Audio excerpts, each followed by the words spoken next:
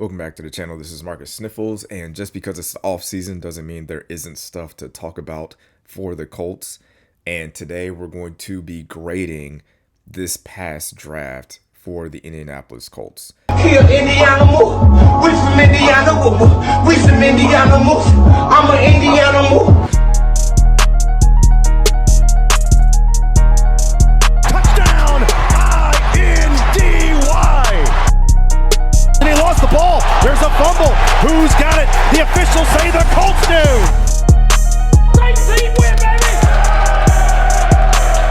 Lobs it way downfield, intercepted, coming forward and making the INT for the Colts in the back end. To see the Colts win Super Bowl. Hey, win on three! 1, 2, 3, win! Now, one of the old sayings that a lot of football people say is that you can't really judge a draft class until 5 years down the line. So before we grade the 2025 draft, we're going to go all the way back to the 2020 draft, and we're going to grade that draft. Before we get started, make sure you guys like, comment, subscribe. We drop videos every Monday at 7 in the morning. All throughout the off season, all throughout the regular season, we're going to be here. So let's get started. The first pick, got my trusty notebook here. In the first round of the NFL draft, the 2020 NFL draft, the Indianapolis Colts selected DeForest Buckner. They did not have their first round draft pick that year because they traded it for DeForest Buckner.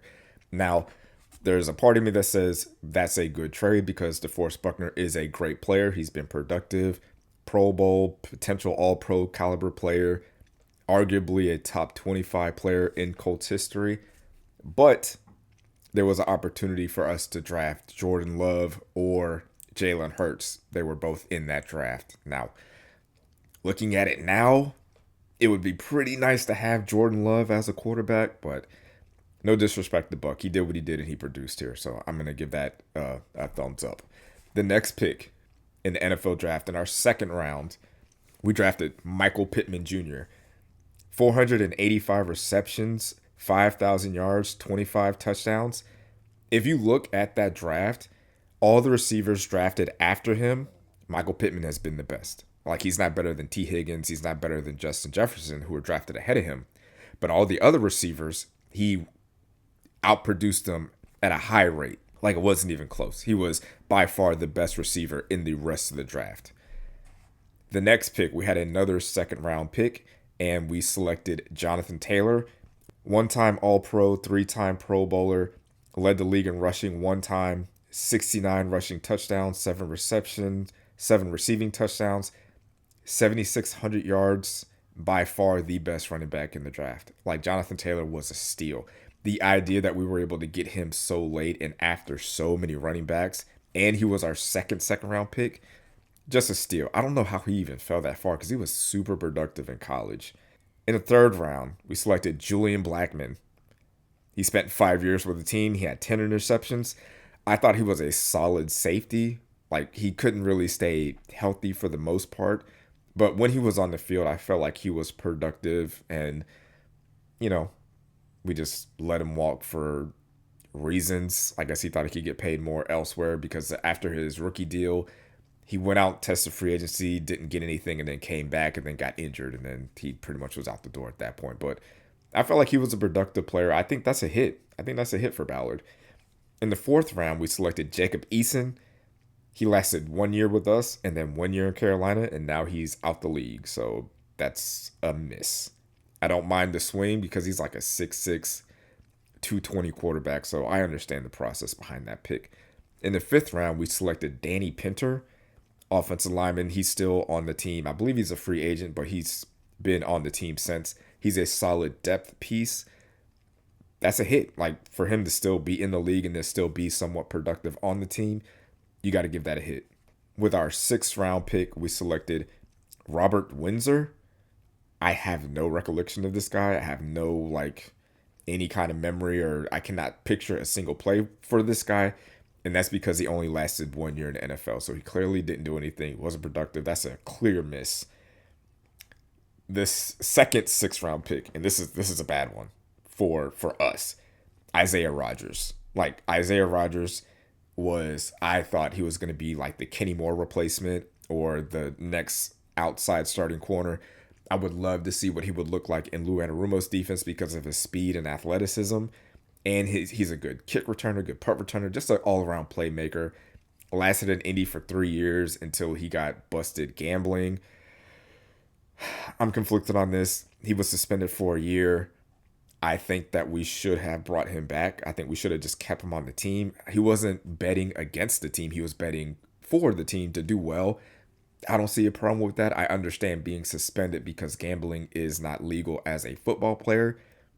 But to just flat out let him go for nothing for that, and then for him to go on to Philadelphia and win a championship and then go to Minnesota and be a very productive player, it's just kind of like, what are we doing? Like, why are we getting rid of productive guys just because they made a mistake? Like, it's a dumb mistake, but it's not like, he rammed his car into somebody or he hurt somebody or he committed a crime. He was gambling on the team to do good, just like the rest of us.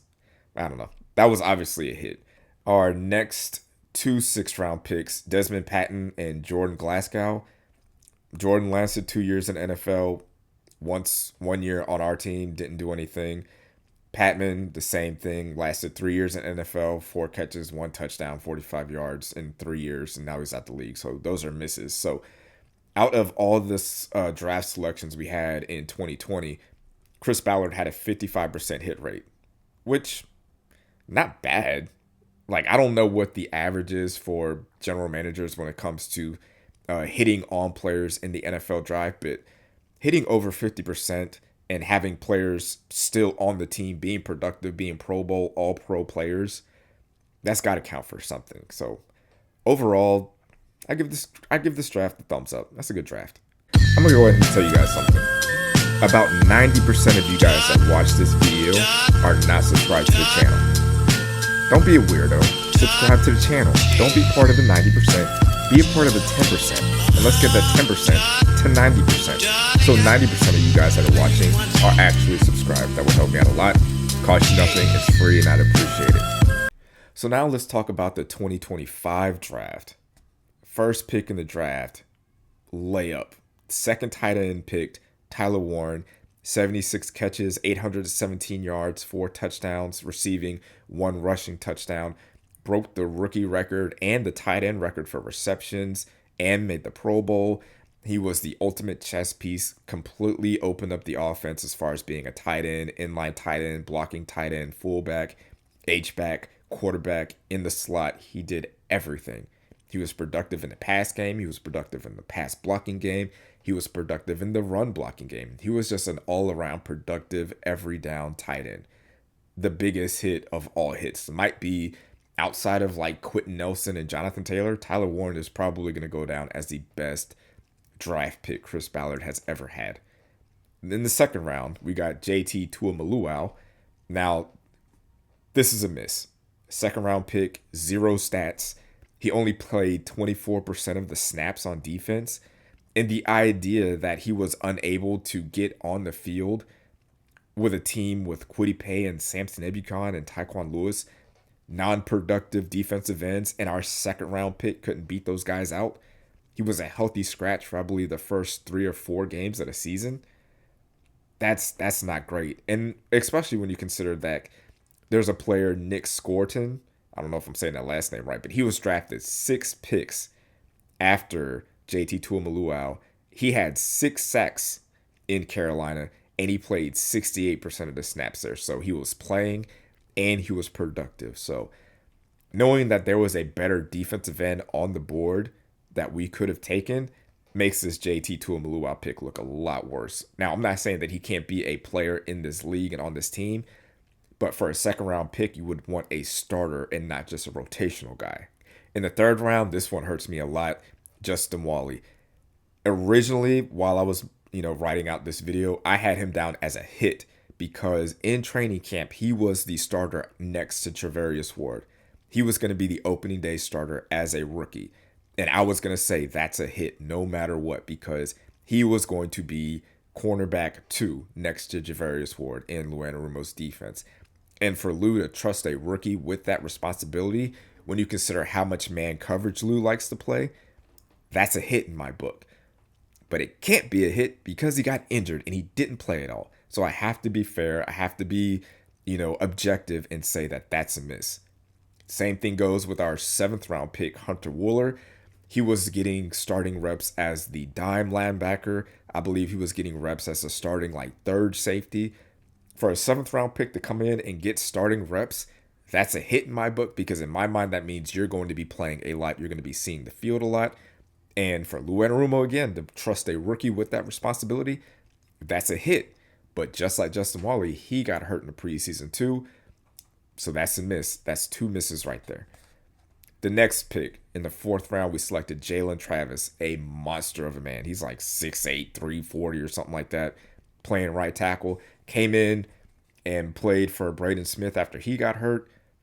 Played well for the last 4 games. Rarely did I hear his name for holding offsides or just getting blown by for a sack. For a rookie to go in at right tackle and us to not hear his name for anything negative, that's a hit in my book. Now for me, I'm going into next season with him as the day 1 starter. I trust Tony Sperano with my life to develop good offensive linemen. Like, if you have a pulse, if you're average, I believe Tony Sperano can get the absolute best out of him. Like, Tony Sperano could turn me into an average offensive lineman, so I know that he's going to turn Jalen Travis into a mountain of a man. Think Lane Johnson. Just think that. That's obviously a hit. You made it this far. If you have not liked the video at this point, what are you waiting for? Just like the video. Hit the like button right now. I'm talking to you. Make sure you like the video and subscribe and drop a comment. All that stuff. This is a threat. Not a threat, a warning. But it could be a threat. Just do it. The next pick, 5th round, DJ Giddens. This is a miss. Like, DJ Giddens could not see the field. He was somewhat of he was kind of A.D. Mitchell for running backs, like gifted athletically, but just the mental aspect and the blocking just wasn't there. And the fact that he got replaced by Amir Abdullah mid-season, it just kind of says a lot. He just could not see the field. And if you can't see the field, that's a miss. Now, I think within the next 2 years, I think he's going to get a little bit more productive. If he works on his pass blocking, he will get a lot more playing time. And he could actually be something. He has the talent. He has the skill. He is a good runner and actually a good pass catcher. But if you can't pass block as a running back, then you're not going to see the field, especially in this offense with all the throwing that we do. So with this, Chris Ballard had a 33% hit rate. Now that rate goes down dramatically because of the injuries to Justin Wally and Hunter Wooler, but you can't miss on a 2nd round pick. Like, the 1st round pick obviously needs to be a day 1 starter, in my opinion. Your 2nd round pick, depending on the position, I think that needs to be a day 1 starter also. Outside of maybe quarterback or, corner, your 2nd round pick needs to be a day 1 starter or give you starter production. Once you get past the 3rd and 4th round, now you're looking for rotational players. Now you're looking for depth pieces.